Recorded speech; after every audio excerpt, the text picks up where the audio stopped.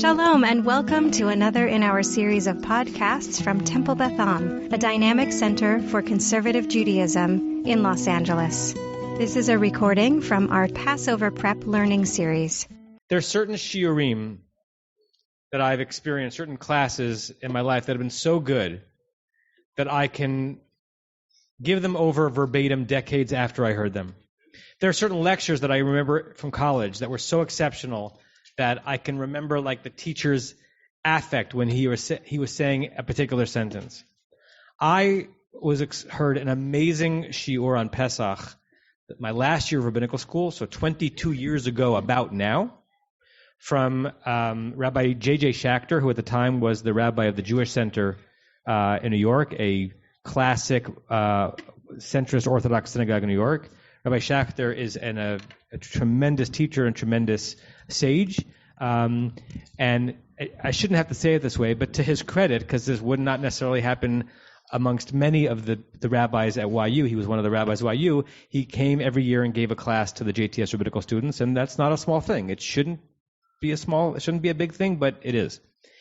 And he gave a shiur, which he called the dialectics of the symbols of the Haggadah, where he produced an amazing source sheet showing how many of the symbols that we think of as being monochrome on the seder actually have multi-hues to them, right? So some of the more obvious ones, but they're not that obvious, right? Matzah.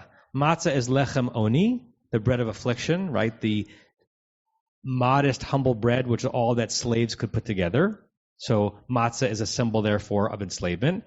And matzah is the bread of freedom, right? The other explanation for matzah is that we had it because on the way out, on the way to freedom, our ancestors didn't have time to let it rise, right? Every 5-year-old knows that story of matzah. So when you're looking at matzah, are you tethered or are you liberated, right?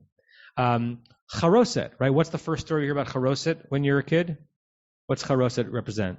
The mortar. The mortar, right? Mortar, and it's got red wine. It's a horrific image because it's the blood of the Israelites that were shed in creating the building materials for the enslavement project, right? So I remember growing up, even as a child, thinking that's so incongruous because charoset was my favorite thing to eat at the seder at the time. It was sweet and nutty and appley, but it's representing like murder, right?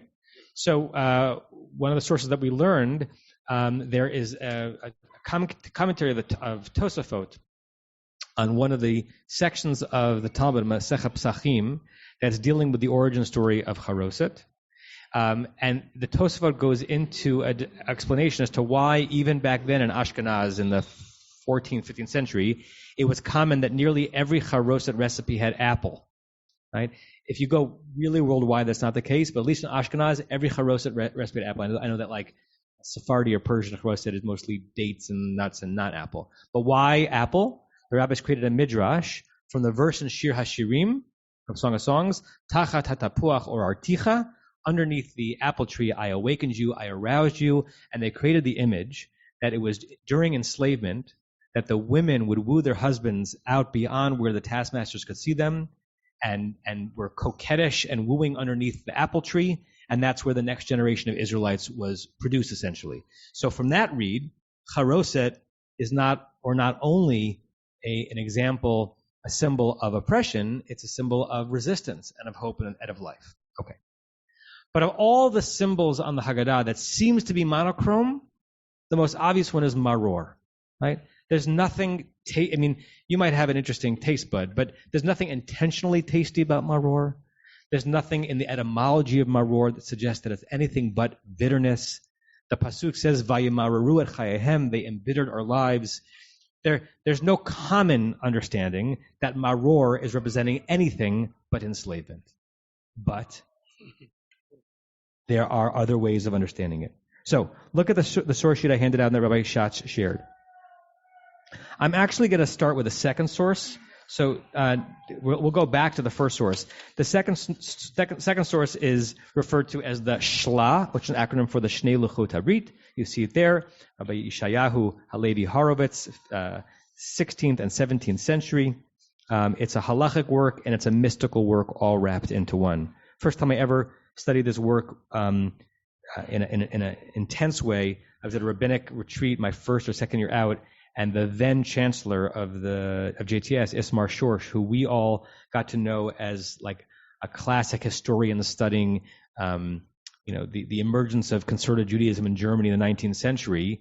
He did a whole 4-day class on the Shnei Luchot Habrit, which is extraordinary because we'd never seen that side of him, the one who could really go deep into the mystical associations of the text. That was my first introduction to him, and every time I come back to this text, to this author, I feel grateful for it. Okay, look at the top of that sheet. I'm going to read in Hebrew, but then I'll explicate a little bit in English. Va'atana va'er, now we're going to explain, Be'ezrat Hashem Yitbarach, with God's help, B'yoter inyan, with greater depth, Maror. Let me explain Maror, he says. Maror, begematria, mot. So if you add up the numerical value of the Hebrew word Maror, you get to 446. Did I do the math right? And 446 is also the gematria, the numerical calculation of the word mot, or mavet, meaning death. So the first thing he says is maror, death. So far, he seems to be on point. Shehem hadinim hakashim. These are the harsh decrees, the harsh judgments in life, the bitterness of life, and the end of life. And then he says an interesting halakha that I was not aware of until I actually read this source.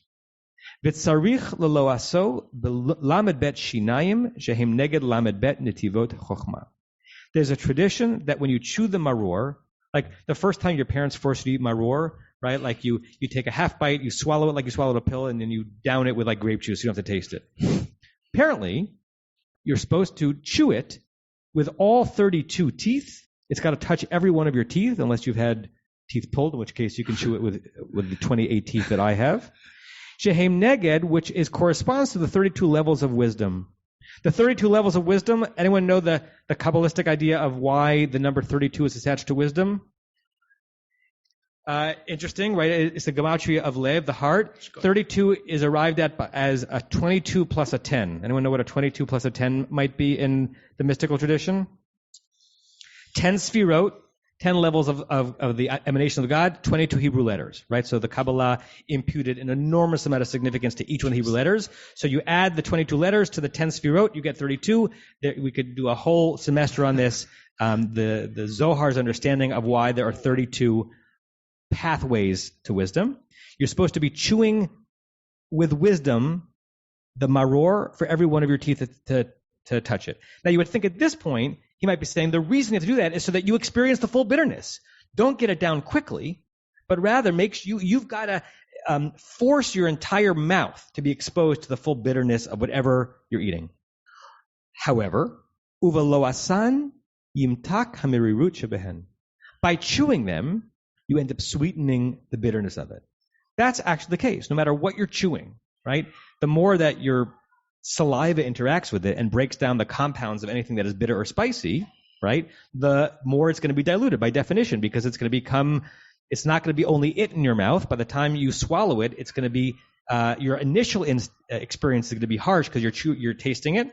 But then eventually your own body literally is sweetening and softening the intensity of the thing that you're eating that's supposed to be bitter.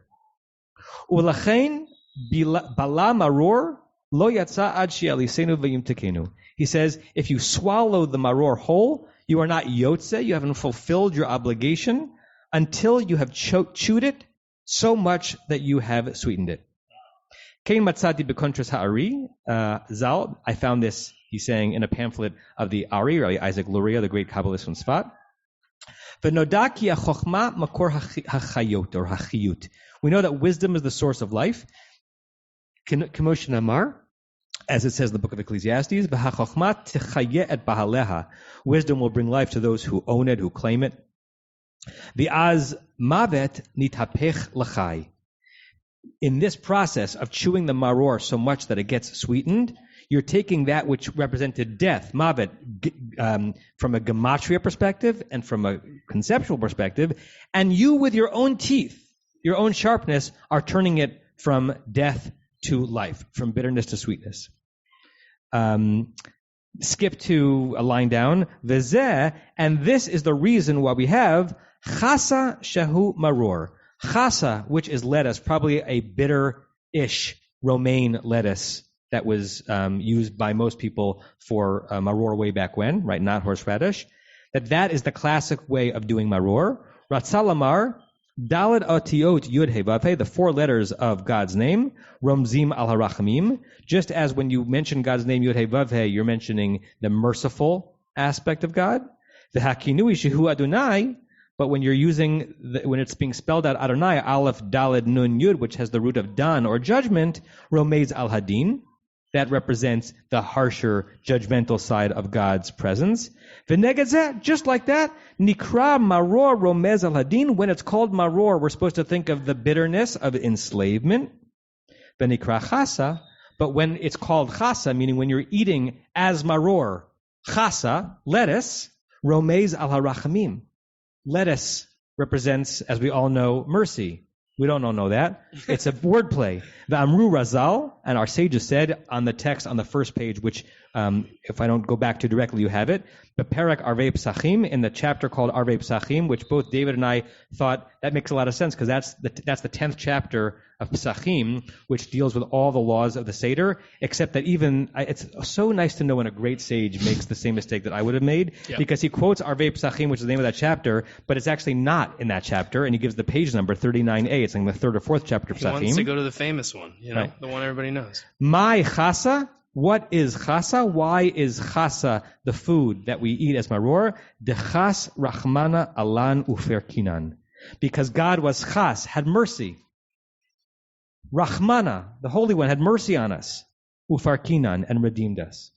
This is like nahafochu for Purim on maror.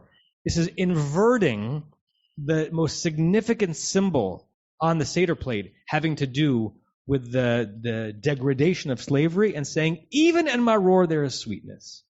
And in order for you to be fulfilling your obligation to eat maror, you have to do it in such a way that you have not only experienced the sweetness, you've produced the sweetness. Right? I'm going to chew my maror differently this year with this in mind, and we'll come back at the end after David presents his text to get a sense of what's the why behind this, right?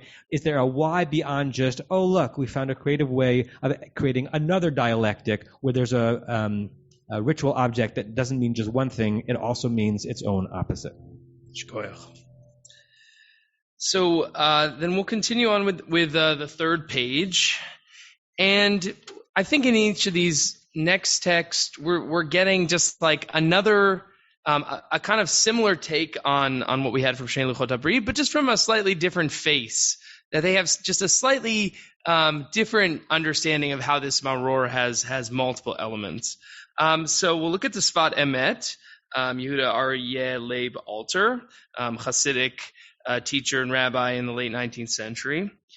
And he starts a little bit differently. So he brings the section about eating the Hillel sandwich, right? Eating the maror as part of this sandwich, which we do after eating the maror. And in this section, he explains that like the whole point of the maror is lehodia ki merirut galut eno davar nifrad ve'shehaya shinui ratzon bishat hageula, right? So that he takes the maror to be talking a little bit more about our circumstances, right? So the maror's point is to make known that the bitterness of exile is not a separate matter, nor is there a change in God's favor at the time of redemption. So he has this idea that God is dealing with us in a singular way. So it says rather, right? The entire way that God deals with us, the Holy Blessed One deals with us, is all one manner, right? So that God doesn't really change when there's redemption versus when there's suffering. It's maybe circumstances that change, or that God contains within God's self multiple facets, right? Which he'll bring this proof. Right?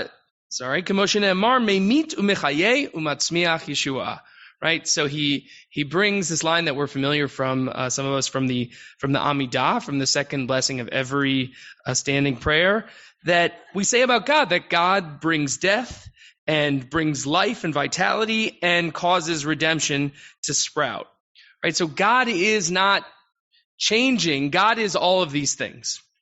So he's seeing that within the maror is kind of representing this multifaceted nature of God, but God is unchanging in that way. So then he says, and going off the last thing, maror hu mot or mavet, right? We said before that maror is equal to the numerical value of death.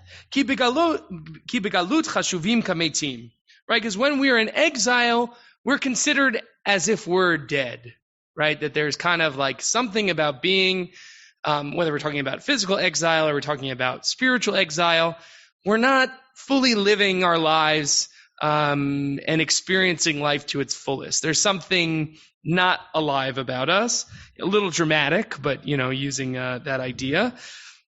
Because it says, ki begalut aval hu litzorech chiyut chadash uliot Yeshua lidorot.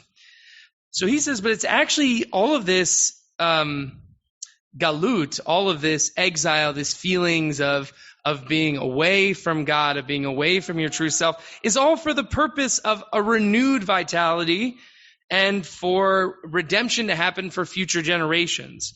So he's saying built into the bitterness is the redemption, right? And that's going to be a continuing idea. ולכן צריכים לאכול מרור שאנחנו עתה בגלות, ויכולים באכילה מרור למתוק המרירות בלילה זו. So when we're eating the maror, we have the chance, we need to eat it. We need the bitterness because we are, at least he's seeing himself in galut, both physically and maybe metaphorically. And I think all of us, we have parts of our lives that feel disconnected.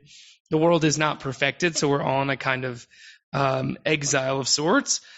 But with the eating of the maror, we're able to sweeten the bitterness on this night, right? So that, again, this idea of the chewing and the creating the sweetness is showing that we need both bitter and we need to sweeten it, which is exactly what we had. And he says the same thing, too, that anyone who swallows it doesn't fulfill their obligation. Kita maror nargish ata biyoter mehamatza, aval hamaror mitmateket ata. So, and so we need to eat the maror since we are presently in exile. But on this night, we are able, through the eating of the maror, to sweeten the bitterness. And so the one who swallows the bitter herb does not fulfill their obligation. I think I maybe didn't get the right full translation here, but that's okay. Yeah, I think I meant to cut more of the Hebrew, but that's the basic idea, is that it's not too dissimilar from the previous one, that there's something built into it that is multivalenced, but that also that it connects maror to how God deals with us and how we relate to God and our feelings of exile, of not being connected to our true selves, and our feelings of redemption, right? That God doesn't change how God acts to us. It's all kind of within our sphere, our possibility to create this redemption. Now that's a theology that, may have some problems for people, but I think the idea is that built into maror, just like built into God, there are both of these elements of being able to exile and being able to bring life. And so we'll just touch on this last text really quick. And this is a really interesting text. It's Tzadok HaKohen of Lublin, another Chassid. And he apparently wrote a number of different tracts. But this one is called Eit HaOchel. And it's an entire book about taking how you eat and elevating it and discovering what is spiritual about your daily practices of eating, as well as special things you have to eat on holidays. So he brings kind of a different element to the maror, because hamaror nikra b'lashon mishnah parperet hapat. So he brings this idea that In the language of the Mishnah, maror is referred to as parperet hapat, which is something discussed. What the heck does that mean? In the Gemara, it's kind of fun to say. But eventually they get to the idea that it means appetizer, right? It's something that's not just eaten before, but something to actually bring some appetite to the rest of the meal. And so I'll continue in English a little. As it says in the Tosafot and Pesachim, in Masechet Pesachim, it's called so because it draws the heart to food, for such is the manner of anything that's bitter or spicy or pickled or salted. As it's taught in Pesachim, as it says, bread and salty foods whet the appetite. Right, so we have this idea that we've had kind of the multivalence of the maror, the redemption and the exile involved in it, but there's also something that's that's kind of neither of those. It's something to get you going in the meal, and he gives a further idea that in Pesachim it says, bread and salty foods whet the appetite, and thus the enlivening of the soul of the maror gives birth to energy and a desire to seek out more energy. So it has this idea, maliach gorerim halev bekach bechiyut hanafshim olidim chiyut uretzon levakesh chiyut. So it just kind of gets you going, right? It gets you like wanting to seek the next meal, really, your next energy, your next kind of part of the seder. So, and then he kind of goes into some other ideas that in the first chapter of Brachot, they use the analogy salt for sufferings, right? And so too the maror is called because they embittered their lives. So on this side of the argument, of the discussion, he's saying again, here's the traditional idea that maror, like salt, right? Salt being another thing to get the appetite going in his mind, is both positive and negative. It has this idea of connected to suffering, and it also has this connection to what we know about the maror, that the root means to be bitter. But so too it is similar to that which is said, 3 great gifts were given through suffering. So this is a teaching from the Mechilta that says that Israel got the Torah, the land of Israel, and the world to come all through enduring sufferings. Those are 3 gifts that come through sufferings. And so too in Egypt, as they afflicted them by making their lives bitter, the text says, still they multiplied and still they spread out through this additional source of life. So that built into the exile of Egypt and to the pain of Egypt was this fortitude to stay alive, to grow, to be able to multiply. And this is the reason for the command on matzot and bitter herbs, you shall eat the Pesach. So I think that he's just kind of bringing it around to the idea that what in the darkest moment, what's the opportunity for coming out of it, right? This is a very Hasidic ideal. This is an ideal that he's seeing in these 2 sides of the maror, that not only is it 2-sided, but it's something to get you moving towards redemption, right? It's whetting the appetite to eat the rest of the Pesach, of the, in the times of the temple when we had a Passover offering. It would serve that, but it's also something to whet the appetite for redemption, for a future that is better than the moment of exile. And I'll leave it there. One final thought, and then we'll yield to the next set of teachers.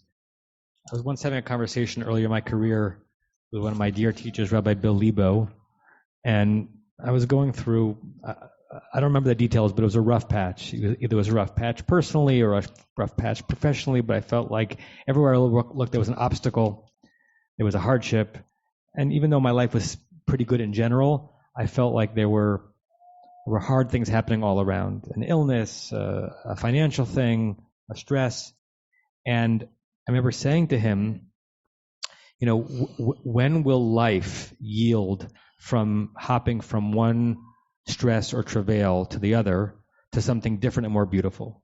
And he said something to me. He says, I don't mean this to be pessimistic, Adam, but this is life, right? Life is on some level managing the maror writ small and writ large, that is put before us all the time. There's a living tension here that we can't resolve. On the one hand, it is the worst idea whatsoever to go to someone in the midst of suffering and saying, don't worry, you'll learn something from this. Right. The Talmud actually has a story which castigates rabbis who try to do theology at the bedside and ask another rabbi, hey, are you gaining from your suffering? When someone is suffering, what they need is your hand, not your theology. On the other hand, through some of the texts here, the Torah and the Haggadah's memory of enslavement is that even as the Egyptians tried to make our lives as bitter as possible, it was in that very time that we grew and became stronger and became a people in a way that we would not have had it not been the crucible of slavery. And so the rabbis are not even willing to let maror be only maror, because if maror is only maror, then guess what? Your life is filled with maror. But since our life is filled with many things that can have a maror taste to it, one of the challenges, not easy, not accomplishable every single time, is to chew it with our own muscles and our own spirit and our own bodies until some of the sweetness can emerge. May that be one of the things that we chew on this Pesach. Who's next? Hi, everyone. We are moving backwards through the seder, v'nafochu. We're bringing it back from Purim again. So we are on matzah.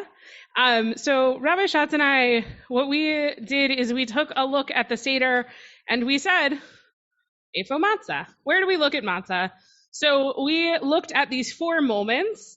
We start with yachatz, when you break the matzah. Motzi matzah, we bless and we eat it. Korach, we have the sandwich, and zafun, we eat the afikomen at the end of the night.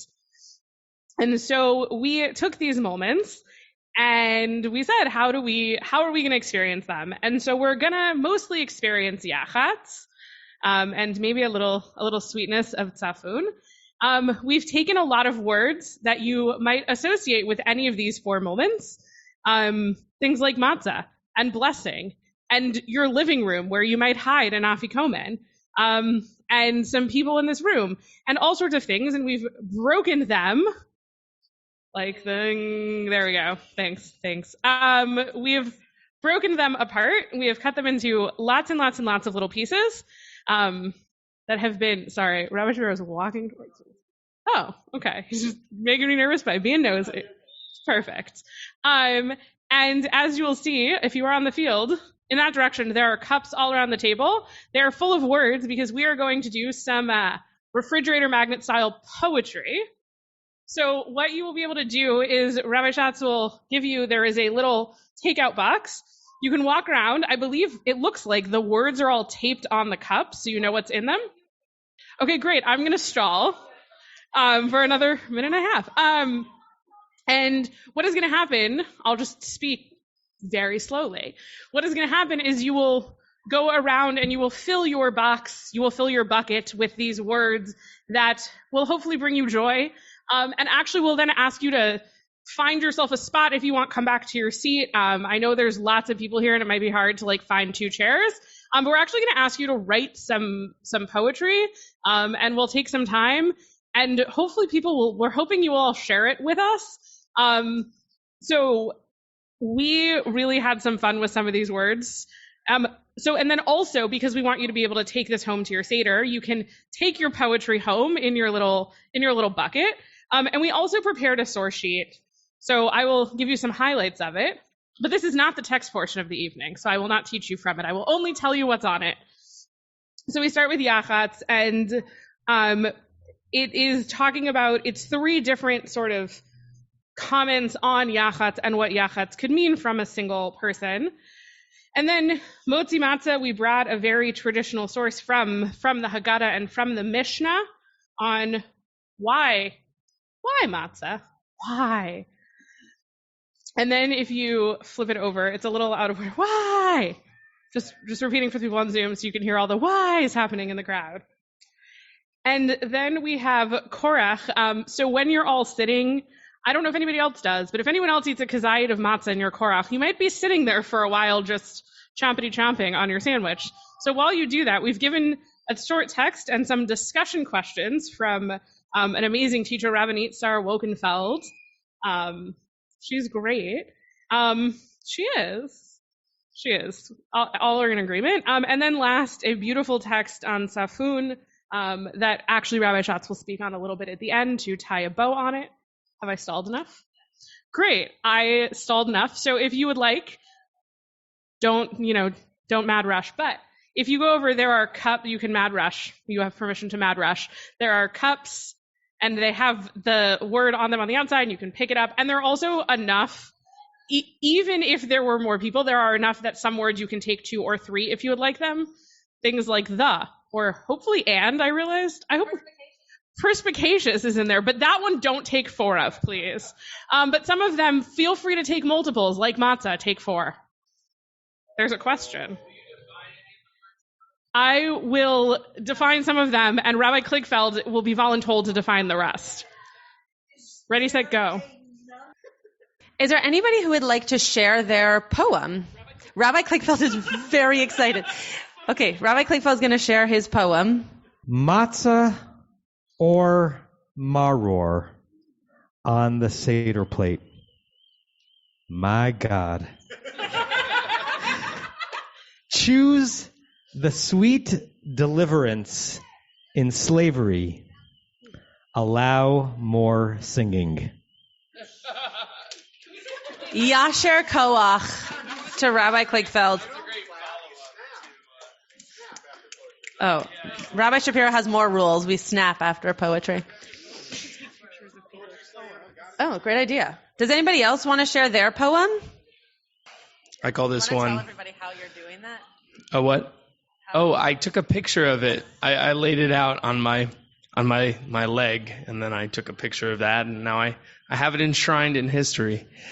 Okay, it says, Dad, the freedom wandering, running the garage, 18 minutes, revealing in the middle of your crumbly charoset. Crumbly. Thank you so much. You can snap if you'd like. You can snap for me if you'd like. Yasher Koach. Rachel, would you like to share yours? Since I must have structure, this is a haiku. Bread of affliction, matzah blessing together, freedom singing praise. Jackie's going to read hers. So I did mine in hard mode, thanks to Rabbi Shapiro. So I just pulled words out and hoped I was going to get something. So, yeah. Talking, wandering, together with David, revealing messy deliverance. Yasher Koach. Weird words. Very abstract. Jonathan.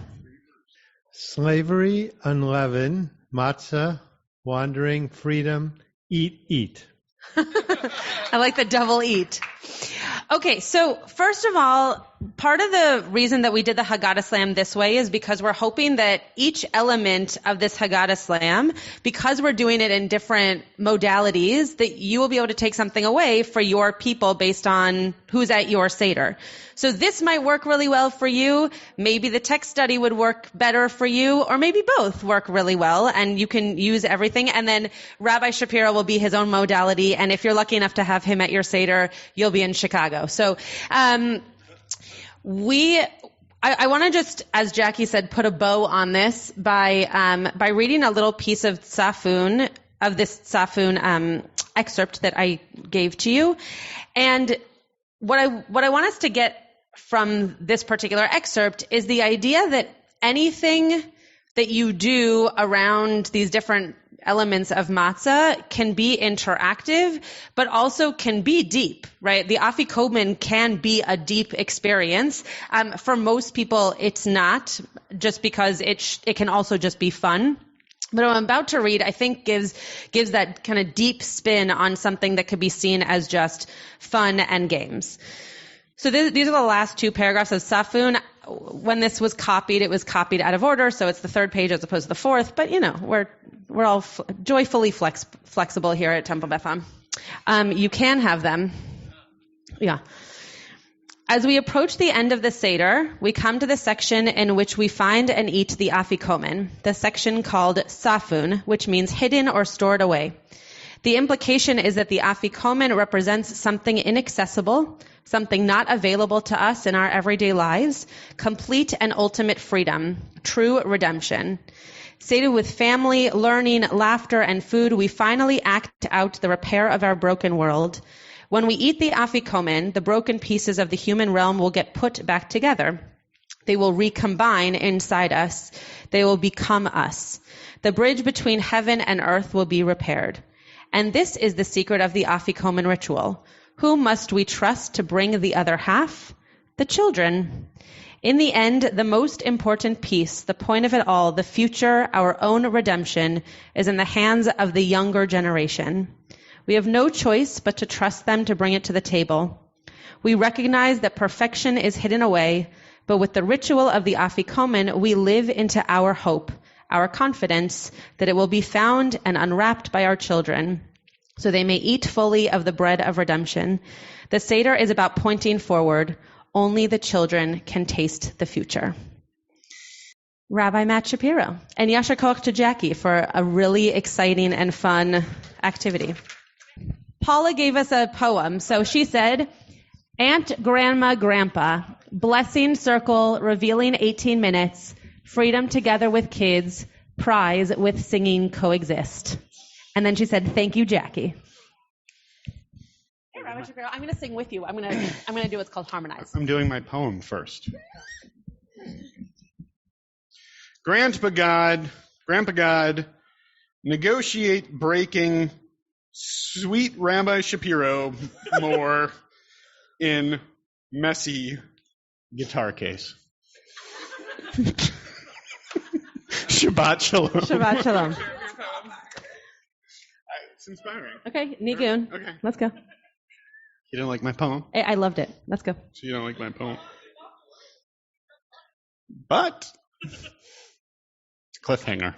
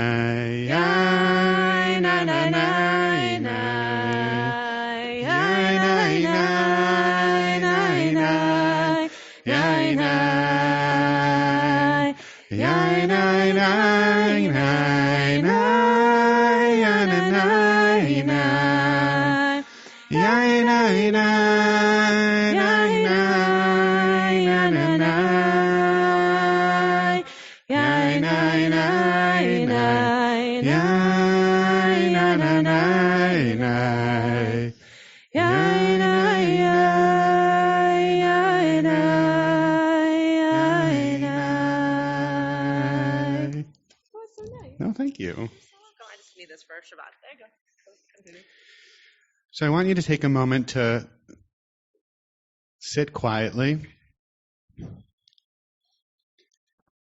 And I want you to see if you can conjure up a person in your mind that when I say the phrase, someone who holds you, who's the person who comes to mind? Could be a parent, could be a sibling, a child, a dear friend, a guide, a teacher. Someone who holds you close. Could be alive, could be dead. Could be geographically close, could be geographically very far away. And I want you to sort of bring that person as close to present in your mind's eye as you can. They look like, what they might be wearing, how it physically feels to be near them.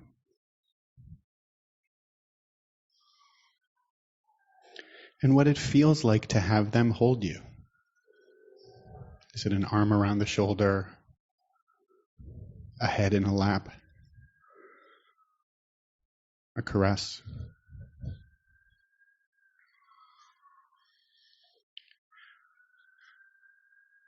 And I also want you to think of a time that was challenging for you. A fraught moment. Nothing existentially threatening, necessarily, but a moment that was legitimately difficult. What was happening in your life? It could be something that's still happening. It could be something that has passed. What were the circumstances? Who were the people involved? What was coming up? What made it feel narrow, difficult, just kind of rough to get through?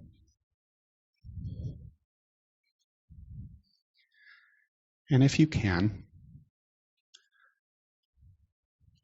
to bring into that moment the person who holds you close. To sort of picture them next to you, sitting with you, their arm around you, indicating to you, whether with their words or with their physicality, that they're right there with you, that you're going to get through this.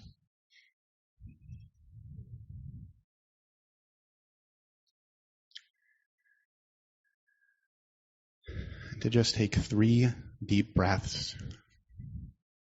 in your mind's eye with that person right next to you as you're navigating that fraught moment. Take 3 breaths, breathing in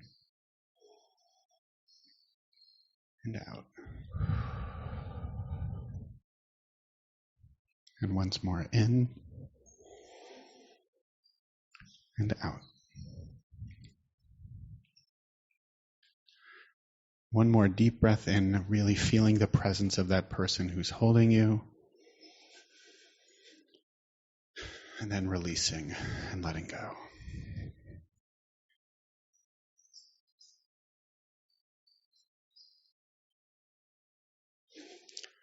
I hope you could feel someone close to you.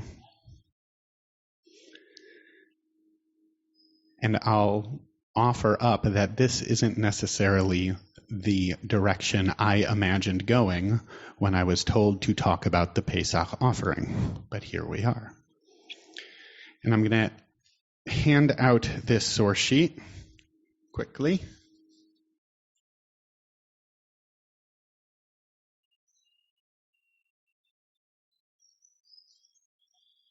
There's a panel at the top. I talk a lot, as we know. I usually lead with words, so I pushed myself to lead with an image from a friend of mine, Jordan Gorfinkel's graphic novel, Passover Haggadah, which if folks have seen it, you probably love it. And if you haven't seen it, I encourage you to check it out. So what do you see? Rabbi Schatz, maybe you can throw it in the chat for the folks on Zoom. What do you see in that panel? I know I did my best with the image quality. Yeah, there's a couple more, of course.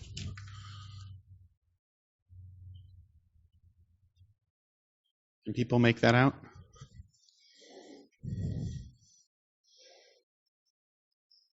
Yes, no, maybe?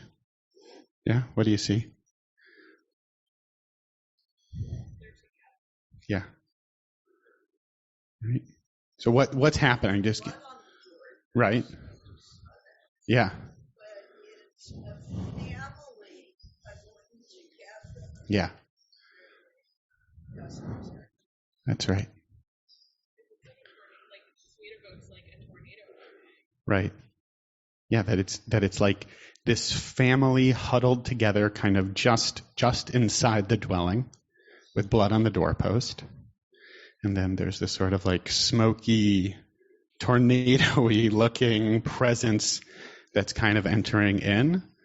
And then what's happening in that third panel? That's the fourth one. Right. Third panel, right?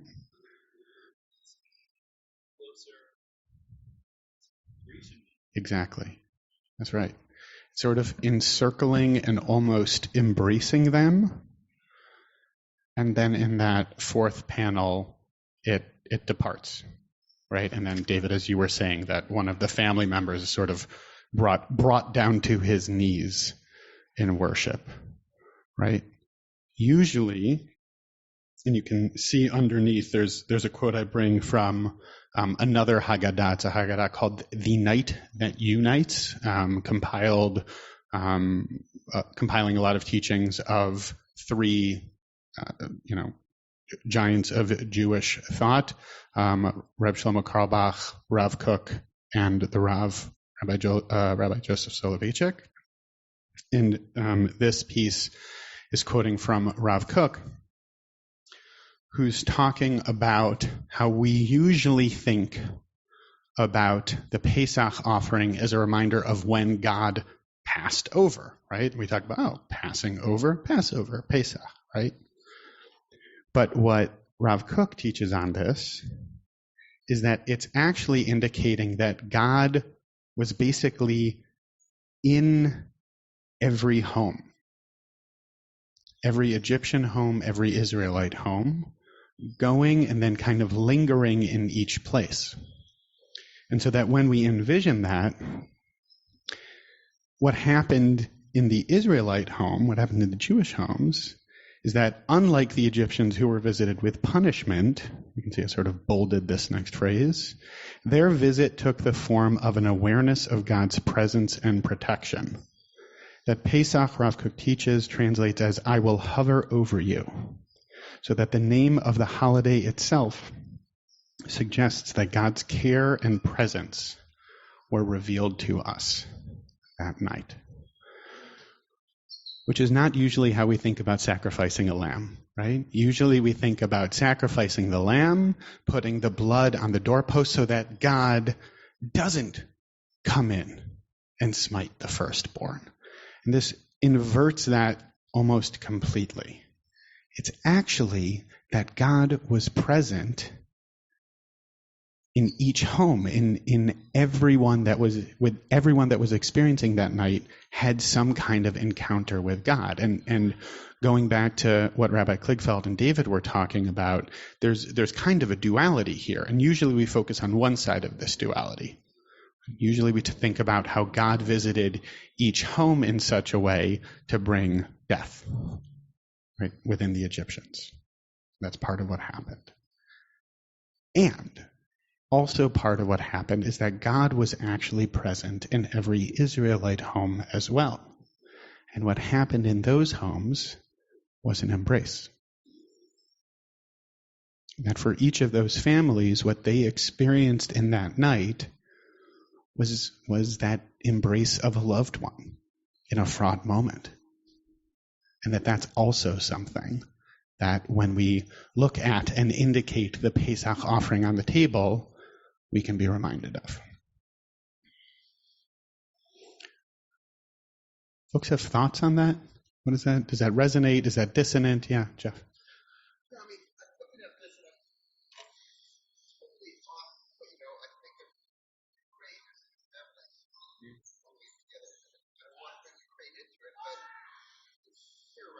Yeah. Yeah.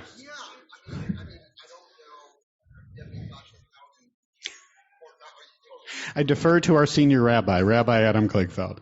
For the folks on Zoom, Jeff said that seeing in the visual the picture of the family huddled together, that he can't help sort of connect that with some of the images that we're seeing come out of Europe with Ukrainian families, certainly Ukrainian refugees, like fleeing their homes and kind of huddling together, right? I don't think I have good words for that, and I certainly don't have the 2 hours ahead of me to try to give those good words context, right? The one sort of little piece I'll just offer in that is, I think for me that duality resonates as well, right? That there is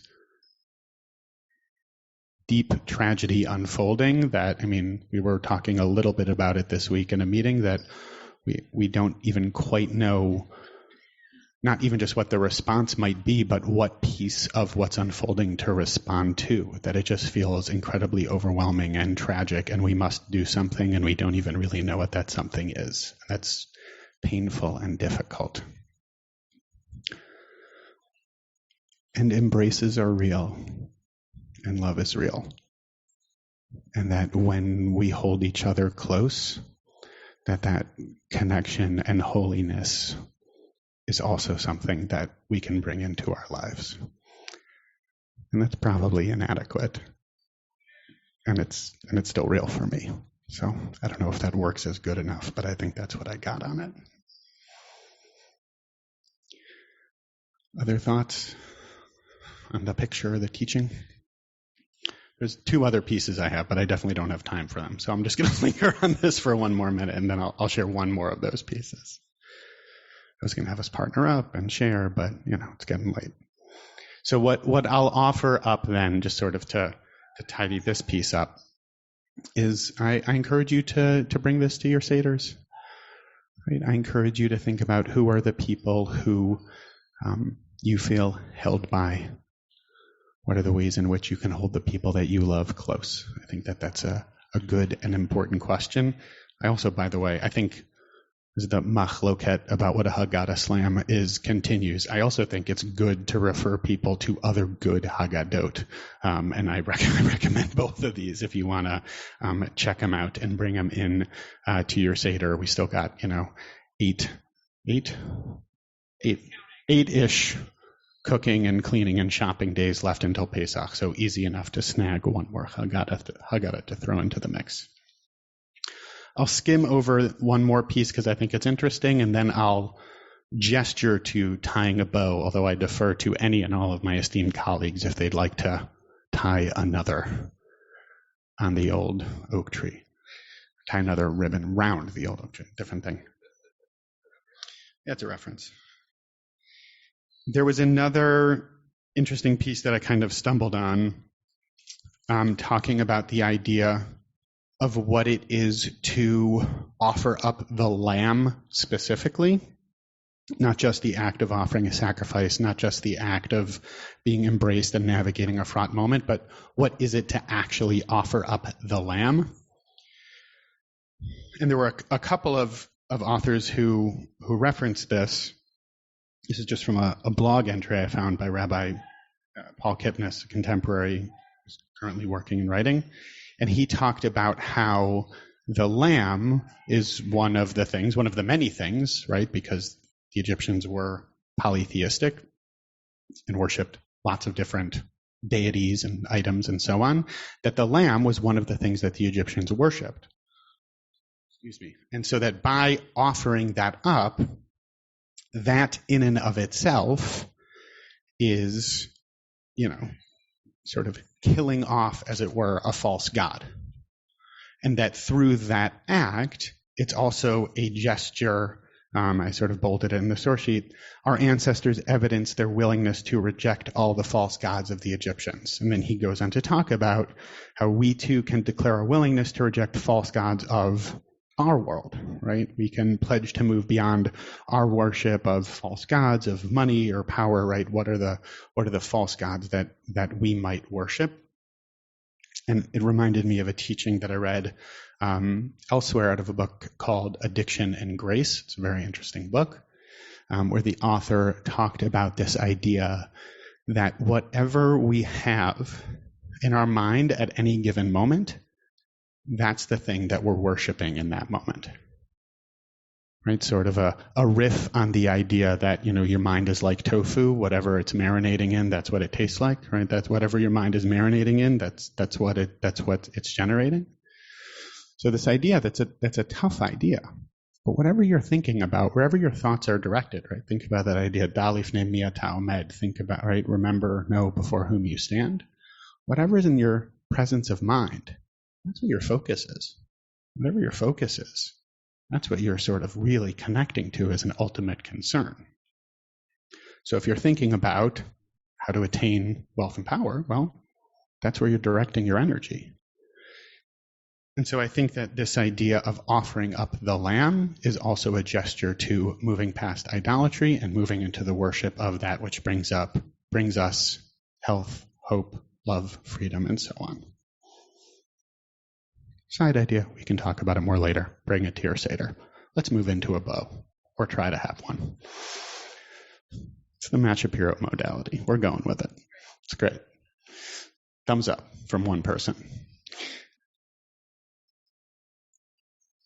We did this backwards. I was supposed to go first. Not like I was supposed to go first, but right, if you sketch it out, it's not maror matzah Pesach, it's Pesach matzah maror. Right. But why? Why is it that way? It actually makes more sense the other way. You would think first you would have the maror to taste the bitterness of slavery. Then you would have the matzah, which reminds us of our affliction and then our freedom. And then you conclude with Pesach, right, to remind us of our liberation. So last thing I'll offer up, and then a meta bow.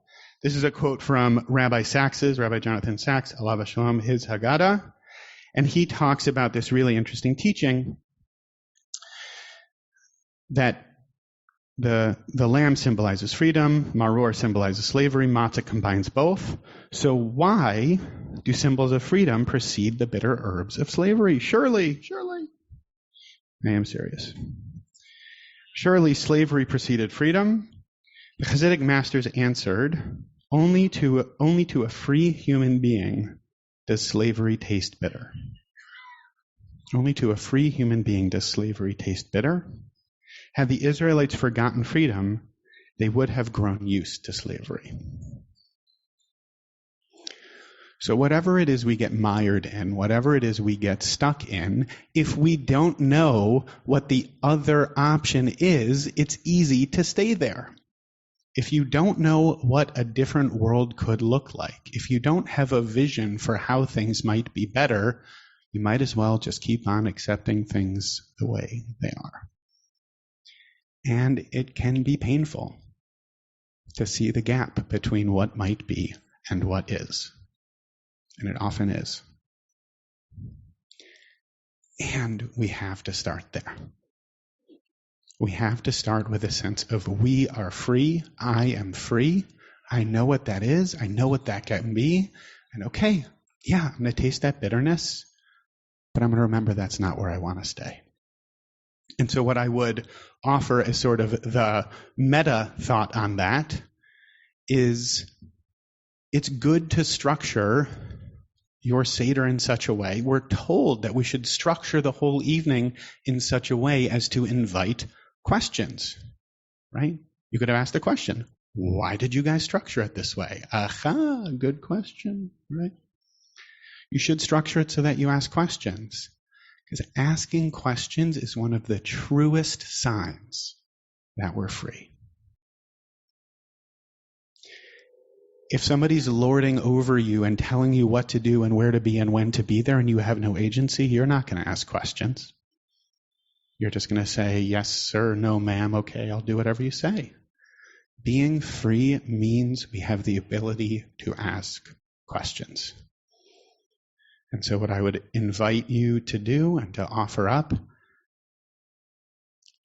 there's the teaching that just came to mind for me, last thing I'll say, is Rabbi Abraham Joshua Heschel would talk about that we sometimes get stuck in trying to figure out what the right answer is. And really what we should be remembering to do is how to ask the right question. So as we head into the holiday, I will offer up that challenge and invitation. Thanks for slamming Haggadahs with us. Rabbi Schatz is going to tell me I did a great job. Thank you so much. Thanks for coming out, everybody. Thanks for Zooming with us. Chag Sameach, Shabbat Shalom. Thank you. That was great. You have been listening to another in our series of podcasts from Temple Beth Am, a dynamic center for conservative Judaism in Los Angeles. If you enjoy these podcasts, we invite you to write a review on the Apple Podcast site or wherever you get your podcasts. For more information about Temple Beth Am Los Angeles, go to tbala.org.